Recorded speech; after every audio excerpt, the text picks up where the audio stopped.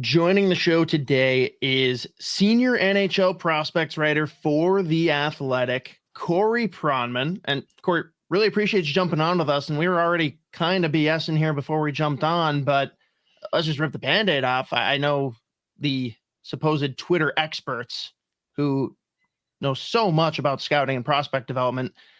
Not the most thrilled with your assessment on Lane Hutson in your top prospects post that came out separate of the Wild article. Bill Guerin seems to agree, leaving him out of the U.S. camp. Does that feel good at all?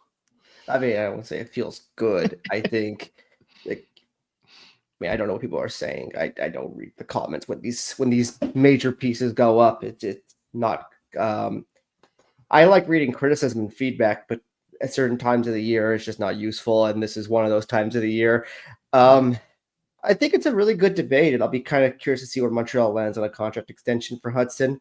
Obviously, I think what they just decided Noah Dobson to, that'd be kind of, different love times in their, their player cycle in terms that Dobson was closer to being UFA. These are RFA years for Hutson, but that would be an interesting bar because I think the player type that Hutson is, which is, a primarily offense-driven defenseman, is one that gives a lot of managers in the NHL nightmares in terms of, because I feel like this is something I hear almost unanimously across people in the NHL, particularly with defensemen and this type of defenseman, is they get really stressed out by the fact that when it comes time to negotiate contracts, you pay for points, but you don't.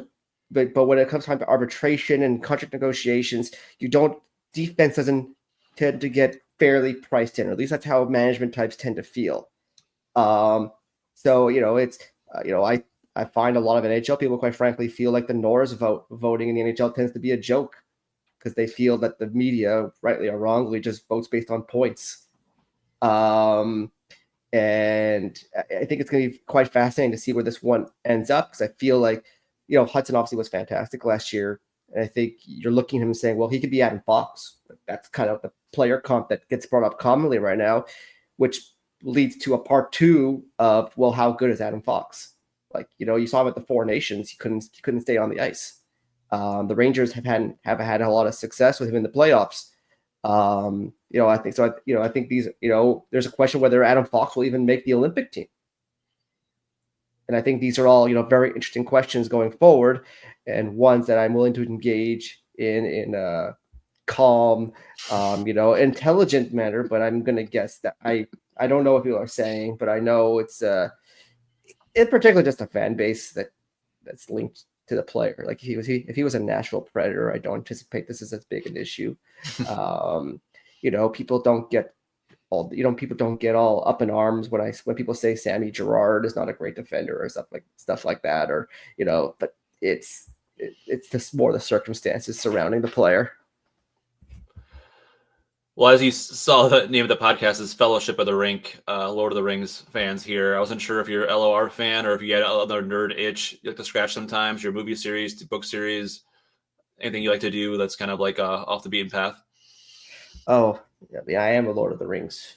I mean, I wouldn't say a fan. I have watched the movies, and I have at some point thought about buying the books and never actually done it. That's a good question. I'm really boring, just being perfectly honest. Like my life is pretty much just with spend time with my family, and if I'm not doing that, I'm watching hockey. When I was growing up, I was like a big Star Wars geek and stuff like that. And but like honestly, in the summers it's a little different. But when hockey season starts, every night from like 6 to midnight, 6 to 1 a.m., I'm watching hockey games. So I don't really have a lot of free time for those kind of hobbies, unfortunately. I mean, it's nice when your job is more or less your hobby. Makes things a lot easier. Yeah, to an extent. I feel like it's a little different too, is that when you're growing up, you're a fan of the sport, and now it's hard to ever watch a hockey game. It's, I watch like football for fun more than I watch hockey for fun, kind of thing. But obviously, it's still a great job. I'm not complaining. But No, it's like that, when you like, but like whenever people like invite me to like go watch a game with them or something like that, they're like the brain's always working. Like it's hard. Like if you just sat me down and told me like let's watch like a Wild game, they're playing whatever, it's playing Chicago or something like that. You're like my eyes are immediately going to go to okay, well how does Bedard look in this game? You know, how does Lev Shunov look? You know, how's Rossi looking? You know, that's just going to be how my brain is going to operate. It's hard for me to just sit back and enjoy the game as a fan anymore. no off switch. That's fair. I have a quick question before we get into all of the Minnesota Wild stuff. Just kind of a polarizing team right now is the Utah Mammoth, being a team that's They are like, well, they're in a spot where they are on the precipice. Like everyone has them pegged to be the team that gets in. It's on the outside looking in from last year, and you have them ranked number 3 in your pipeline ranking. Like, is this a team that's weirdly in just like the best place of all the teams as far as current roster construct plus prospect pool? I would say close to it. Yeah, I think there's like, you know, if I looked at like San Jose, for example, I don't think they're anywhere close to winning, you know, or getting into a playoff spot. But I think long term, maybe you'll like how their team could be built and how they can build around guys like a Macklin Celebrini with all the other high picks they've had. But I think in the short term, you know, in part they lucked into the 4th overall pick by jumping from 14 to 4 in the lottery to get Caleb Denoyer, who I think is a premium center prospect. But other than that, there's been a lot of positives there. I mean, that rebuild goes all the way back to when they picked Clayton Keller back in nearly a decade ago, and they've some picks have gone well like him. Some picks like Barrett Hayden haven't gone as well, but they've really started to build there. Get Dylan Genthers look very positive now. Logan Cooley, and they made some aggressive moves like going out and getting Sergachev last summer. And I think you just look at where this roster is right now, a team that nearly made kind of on that playoff bubble this year. They have good young players coming, players in the NHL who you think could continue to develop. They have those 2 high Russian picks in Simashev and Boot coming over this summer. Maverick Lamoureux, if he's healthy, looks like a good young defenseman. I think this is a team absolutely pushing to get from the outside into trying to be a consistent playoff team in the West. You look at the Wild system. I know you've had them like ranked like 10th before. I think they're 14th in this year's rankings. You have some higher end guys that have had some down seasons. So I wonder where that plays into it. I wonder like if these guys do turn back around, is this pool like obviously better than kind of what is rated in terms of the potential there to match up with what they're building, I guess, with the core now? Well, anytime you don't have a first round pick, I mean, I don't think they picked it until the 50s this past summer. The rating's going to go down notably unless I basically think they got, I think I'm smarter than the rest of the league, and the Wild think they're smarter than the rest of the league, and they found some star in the second or the third round. That just tends to be how it goes. There's a couple of variables there, like you said. Like I think you look at some for high picks, like a Carson Lambos. He's been just okay as a pro. Jesper Wallstedt had a really tough year this year, so that definitely plays a little bit of a variable into it. There's obviously been positives too. Charlie Stramel had a very nice year in Michigan State. Steve Buium had another very nice year at Denver. But I think this is I know Wild fans they're very passionate, but I feel like mid-range system is pretty fair given where they've been picking and how many picks they've had in recent years. And the top of it is the Buium, of course. I think you wrote that, he'll have a lot to do with where the next wave of this team goes based upon how he develops, everything like that. What's the ceiling for this guy? Like in terms of points or just terms of, is he like a, cornerstone defenseman? Is he like an all-star? Is he a Norris candidate? Like where do you think he ends up fitting, I guess, in that realm of like in that spectrum? Yeah, you hate to overhype a guy who was a 12th overall pick a year ago or 11th or wherever he went and put unrealistic expectations on a guy. But I think the world of Buium, and you can go back in my writing. I don't typically give these high ratings out. I don't hand those out typically. Guys who I think could be impact players. But when I watch Buium, he brings you out of your seats with his talent. He's so skilled, so smart, so dynamic, great skater. Honestly, when I watch him, I see Rowensky. I see that guy at the same age. I'm not saying he is going to be an 80-point Norris contending defenseman for sure, but I think he has that level of talent. I think the question never going to be his offense. Is going to be he's not super physical. He's not huge. He's a pretty good skater. I would say he's an elite feet guy, but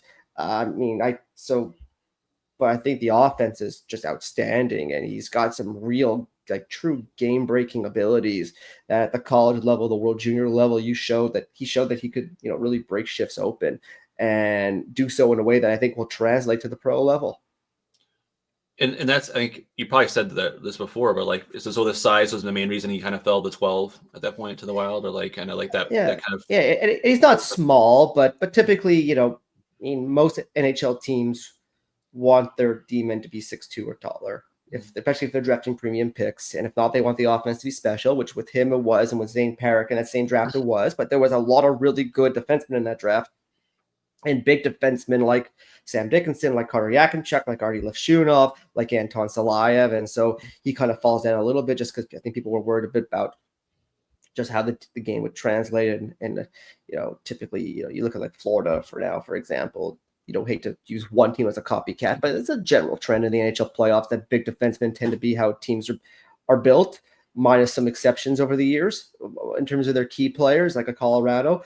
So I think that was a variable, but I talked to teams at the time who had him as their one or two rated defenseman in that draft too, and I think a year later they wouldn't shift from that. He's had another great year in college, and if you believed he had that star ability a year ago, I still think he has it right now. And you gotta build around him the right way, like, because he's not going to be, your best shutdown player probably in the NHL. I don't think he's gonna have a problem with it, but that's not what's gonna be his calling card.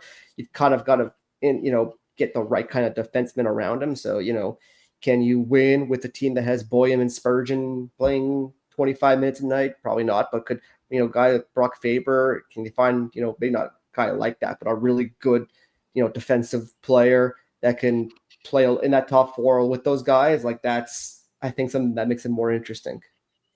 Yeah, we just need a younger Jonas Brodin. That's all we got to figure out. Well, that's kind of the tough part for the Wild right now, is they have a good team. It's probably not like an elite team. They have a good system. Like, Zeev's a fantastic prospect. They have some other good prospects. It's unclear, unless like Buium is just outstanding, which I think he could be. Like, I think that's probably plan A here in terms of how you get this team to contending. Is this guy's just this guy's just like a rock star, and he takes you to the next level. But outside of that, I don't really see the plan here to get this team to the next level, quite honestly.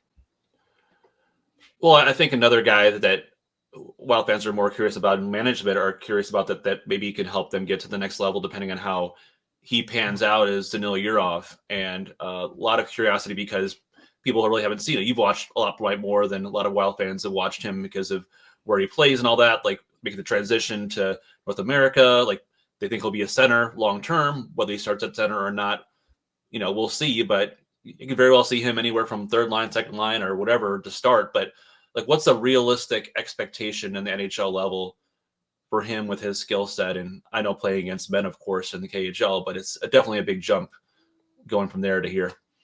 Yeah, I think he could be a top 6 forward. I think as a center, like maybe a 2C. Like, I think it's going to be kind of interesting. I've never actually envisioned him as an NHL center when they drafted him. And usually you draft a center and then they go to the wing. Typically, it's pretty rare you draft a wing and they end up being a center. It's been an interesting development path for Yurov in that way, and how he's looked quite good playing the middle in the KHL. I don't know if his offense is so like off the charts good that he could be like a true impact top 2 line center in the NHL. I think that might be asking a little bit more of him. I think if he could be like a really good 3C, a really good second line wing, or like a fine second line center, that'd probably be my projection there for him. I think he's a really well-rounded player, good skater, high skill level, not super physical, but he works hard. He's smart, detailed player. I just don't think his skill can have some eye-popping moments, but I don't think like the offense is going to be truly special in his game. But I think he's got a chance to be a very nice player for them, and his success versus men could lend to that being quite immediate for the Wild. How was that transition? Go ahead, Scott.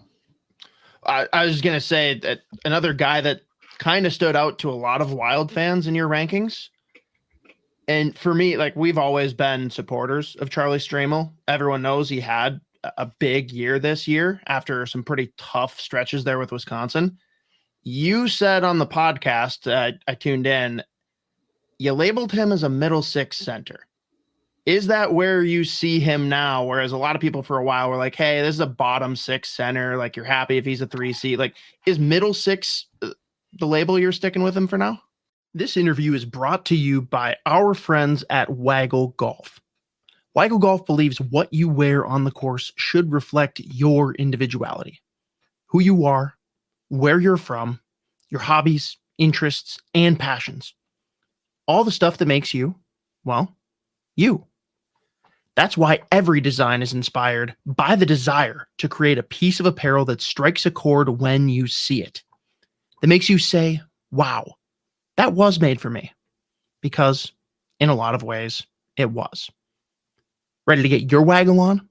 Go to getyourwaggleon.com, throw in promo code SP10 at checkout to take 10% off your entire order.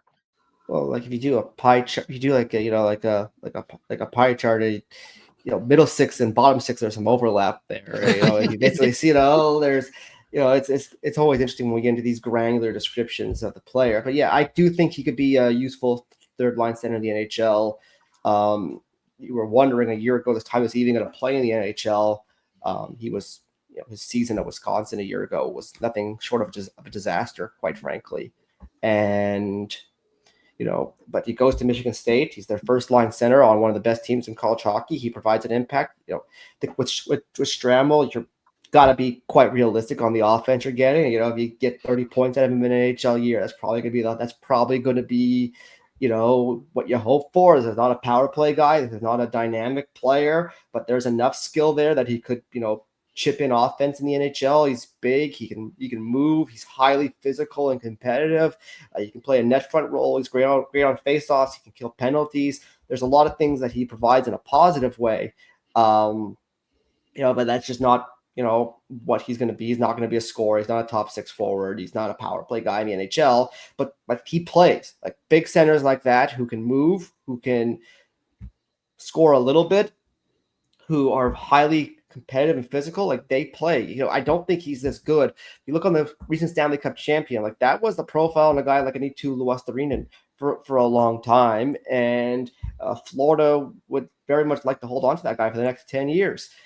Even though his offense maybe a little bit higher end at Stramel's, but that's my that player type is still very valuable, and maybe not like $7 million a year valuable, but I think he's going to be a useful NHL player. And it is safe then for Wild fans to move on from wishing it was Gabe Perreault instead of Charlie Stramel? I mean, I have Stramel rated ahead of Gabe Perreault right now, quite honestly. I'm sure Rangers fans in the comments today are not thrilled about that at the moment, but I have questions on how Perreault's game is going to translate to the NHL, and he's going to play his first year this year. We'll see how it goes, but yeah, I mean, I would rather take the big center as opposed to the 5'11" below average skating winger who's really going to need to score like 60, 70 points a year with that profile to justify ice time. It typically takes longer for defensemen to develop, or unless they're the kind of the superstar caliber guys, especially with guys with size. And I wanted to get your thoughts on your vision of him in his draft year and kind of what you've seen. They're not going to give up on him this soon because he had a rough year and he had a lacerated spleen that ended his season. But what are some things you like about him that you saw in the draft year? What are some things that maybe missing that you didn't think had projected as much as you thought they would from when he was picked? You saw a lot of things about him in his draft year that really stood out. Yeah, his skating's a little below average, but he's this big right shot defenseman. He's really skilled with the puck. He's got a big point shot. He's physical. He's competitive. Like there was like the skill and particularly the physicality in his game was always what drew me to him. And then he gets to North America, and the physicality kind of goes a little bit. Coaches aren't trusting him defensively in the American League. But the offense is still there. And then this year, the offense just completely dried up. So you're looking at this guy and saying, well, what's his path to the NHL? What's his role? Is he a penalty killer? Well, he doesn't even kill penalties in the American League regularly over the last 2 years. Is he a power play guy? He doesn't really score. So like that's, it's been a very tough road for Juracek. And this is a guy who I love. Like, I thought he was a guy who could be a legit top pair defenseman potentially. There was some comps like an Aaron Ekblad type when he was coming out, and I thought those were reasonable. It's been real tough for him, but I still think you got to see how he does in a full year in the organization. Let's see if the offense bounces back. Let's see, now that he's gotten out of Columbus, which he didn't want to be, and obviously some things didn't work out there. You can blame the team or the player or a combination. I'm willing to see how a full year in Iowa goes for him, or whether he plays with the Wild at some points or not too, before we start getting too conservative on the fact that he's not going to play, because I still think he's too toolsy not to at least make it to the NHL.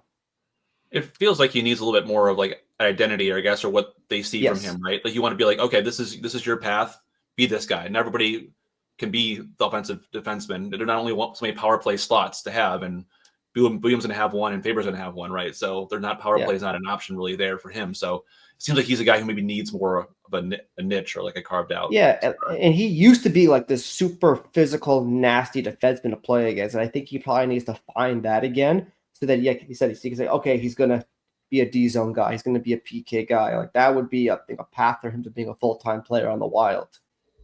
Yeah, and you talk about things working against Juracek.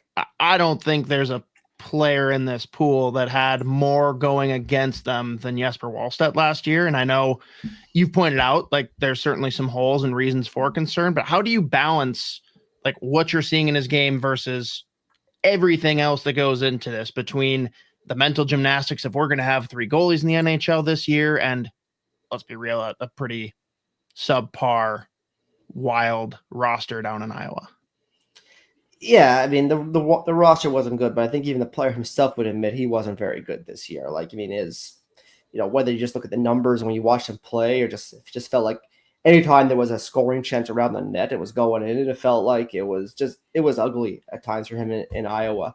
And like, here's kind of the issue with Wallstedt is when he was coming up, you never watched Wallstedt, whether it be in Sweden or even in the American League when he came over, and it was still pretty good right away. Is like, he was never like this outstanding athlete. He wasn't like the 6'4", 6'5", twitchy goalie who you looked at and you thought, well, like, he's so skilled, he's so talented, he's just a little raw, he's got to figure it out a little bit. It was always like, well, they got this really structured, really intelligent goalie who just squares up a lot of pucks and always seems a step ahead of the play, and that's what gets you excited about him.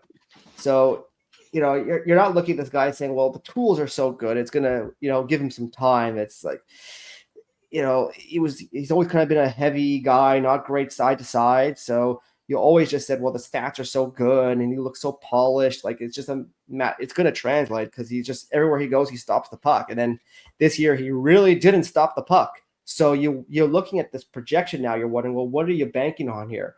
And the reality is you're banking on the fact that in prior years, you thought he was the super smart, polished goalie, and kind of hoping that what you saw these last 12 months was not really the real player. I don't like to throw out data. I think you got to balance all the information. And that being said, I still think he's going to play because everything I've seen in the past has suggested to me that he is going to play. I do think expectations, though, may need to be tempered unless he really turns it around this coming year and shows you a lot of what he displayed in prior seasons. Has some fan questions I want to throw by you. And speaking of Wallstedt, who would you rather have start for you, Kosa or Wallstedt in the same draft Kosa. year? Yeah. Kosa, just better athlete. They're giving him some time, obviously, to marinate as well. Yeah, I'm not saying he's like anything special either, but I think there's just the traits there I think are a little bit more interesting. But it's honestly, it's gone back and forth. I think this time last year I would have said Wallstedt, and and in the draft I would have said Kosa, and then a year after the draft I would have said Wallstedt. So it's ask me again in 6 months. So someone else asked, you had the section where guys who could make it. People wonder about Adam Bennick. Obviously, a guy who they feel is not say a steal, but a really valued player. If he were 6'1", he'd have been a top 10 pick or whatever you want to call it. Very undersized at this point. But where do you see him as a prospect and as it relates to his NHL future? I mean, he's like a 5'7" forward who I think is very talented and very competitive. But I just don't see the special small guy traits. Like he's a great skater. He's very, very smart. When I watched him in the USHL international level last year, I didn't think he was like a true game breaker with like elite talent that you wanted that size. Now, when I saw him when he was 16, I thought that. 2 years ago, this time, I thought he was going to be that kind of player. I didn't think his draft year was that great. Well, he's a guy people thought might be a top 2 round pick coming in his draft year. He goes in the 4th round or wherever he went. So, it's very similar to when they drafted Aaron Kiviharu in some ways too. So we'll see how Benak's progression goes here into next season. How he does in the OHL. Like I wouldn't call it unreasonable. People always, we mentioned the U23 list that is posted. Like a lot of times, like you maybe argue like 5 versus 50, there's a gap, and I push back on some things. But a lot of the time, when people have quibbles, I'll be like, yeah, it's fine. That's reasonable. Like if you want to put Benak on that category, like, yeah, I mean, you basically just missed it for me. So like if you're on the same team and like we're voting and like, and you wanted to vote that way, like I'd be like, yeah, if I'm outvoted on that one, that's fine. If you want to say, well, you should put him ahead of Strain, I'll be like, yeah, okay, slow down there, buddy. Like, like that's there's levels of reasonableness that I think are fine. And if you're a Wild fan saying, well, he's so freaking talented, great track record, all this stuff, if he has a chance to play, like, yeah, sure, you might be right. Where are you on Hunter Haight and Riley Height in terms of? I think Haight's more well-rounded, like this with the skating, and I think there could be like a two-way game he has there. I think the question is that whatever he is, 5'11", something like that, like is it special enough to do that? But I think like there's a path for him to be a 4th line or who kills penalties and stuff like that. Riley Haight is challenging because he's got tremendous offense. Like his puck skills, his hockey sense are high end, but he's not big, not fast. His compete level's average. I think there's going to be major questions on like, is he more than an American leaguer? Like you don't see a lot of guys who are making the NHL who are not big and who are that size and are not fast. And if they are, they're like Jonathan Marchessault, who just work their asses off every shift. And I think for Height to make it, he's going to need to be that player. I don't think he's soft, but I don't think he's hard. And I think that's going to be the line for him, is he needs to be a hard to play against guy every single night with his athleticism. Is there anybody on that list, or maybe not on your list, that might surprise people with the Wild system? Like, I don't know if it's a Pionk or if it's Richie is a newer guy, obviously in the system, but like who are guys that maybe might surprise people?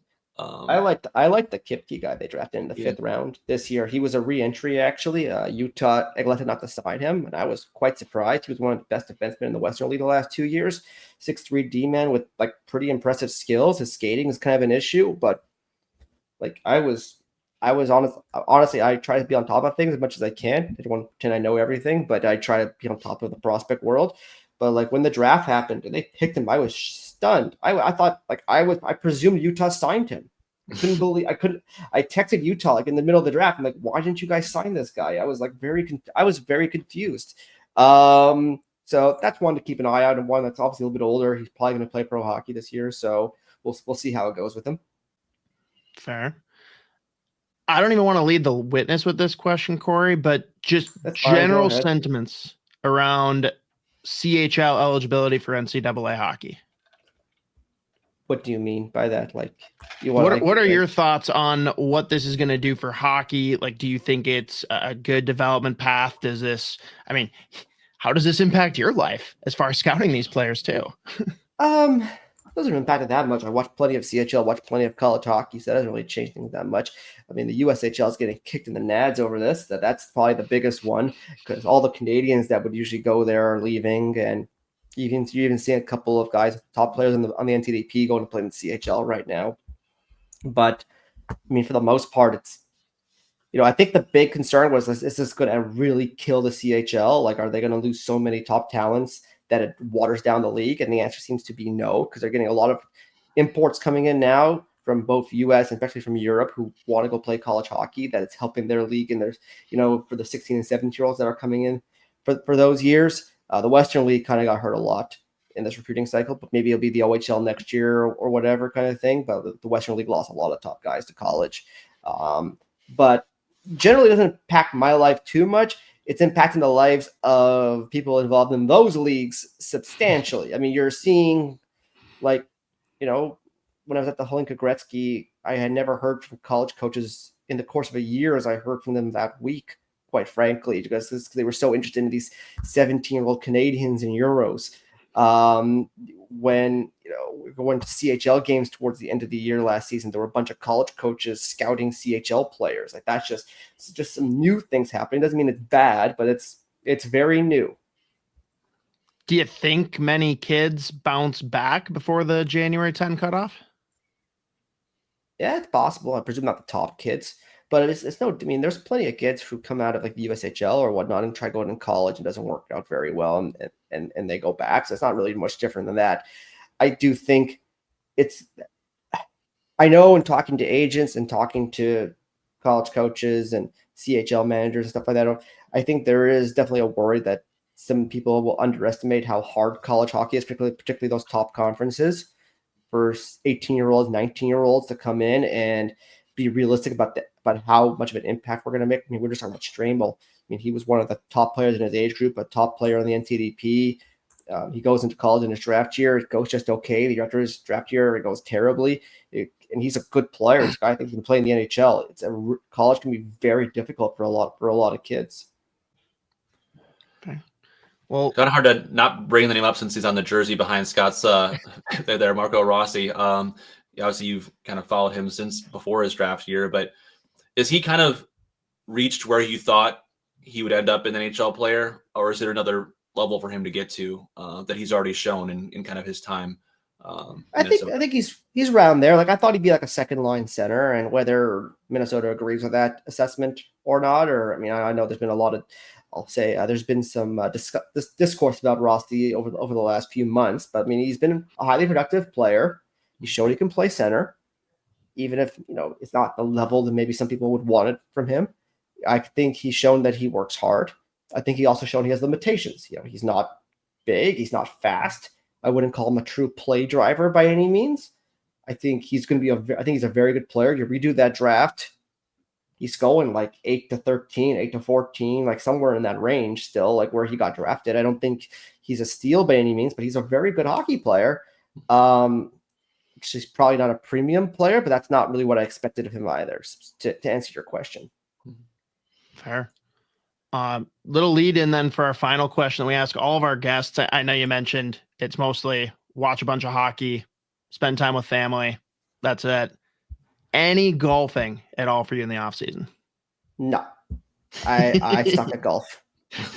I'm right there with you. It's not for a lack of trying. I've tried. I just have like no hand-eye coordination. It's just not the thing for me. I just don't have the patience for it. I can't. I definitely don't have the patience. I absolutely don't. Like I'm a workaholic. Like I spend all day on the phone checking scores, watching things. Like I absolutely could not do what is a full round take, like 10 hours, something like that kind of thing. It's like 3 or 4 hours, unless you're really bad. But yeah. Okay. Yeah, for me, maybe 10.